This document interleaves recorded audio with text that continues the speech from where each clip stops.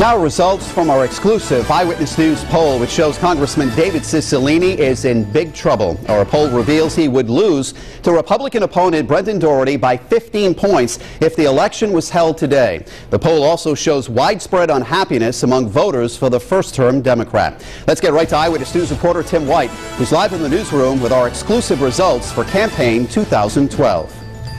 Mike, it's important to know this is the first poll using the new legislative map, so it's our clearest picture yet of Congressman Cicilline's chances in November. I mean, part of the challenge we have as a state... Congressman David Cicilline has 8 months until the 2012 election, but Eyewitness News political analyst and pollster Joe Fleming says time is getting short. Should David Cicilline be concerned? Oh, yeah, at this point, when you're down by 15 points, you're the incumbent. I would be very concerned. Our exclusive Eyewitness News poll of 250 registered voters in the 1st Congressional District reveals Congressman Cicilline would lose to Republican Brendan Doherty 34 to 49%. 16% are undecided. There are ways for David Cicilline to close the gap. Get the Democrats to come back, get the senior citizens to come back and support you. If you can get those two things, he can then begin to close the gap on this race. We also wanted to see what the race would look like if Anthony Gemma were the Democratic nominee for Congress. The results show Doherty would win there too, just not by as much. Gemma would get 28%, Doherty 41%.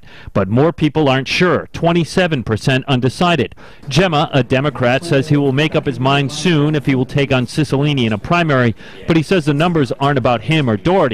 They're all about Cicilline. The fact that he's been lying to people all this time, people have had enough and they're fed up with it. Brendan Doherty says as a Republican, he expects Cicilline's campaign strategy will be to raise questions about his commitment to Social Security and Medicare. But our seniors that are on Social Security now should be safe and shouldn't have to worry about that political rhetoric and those threats from people like Congressman Cicilline. The numbers also show Cicilline has failed to impress voters with his work in Washington.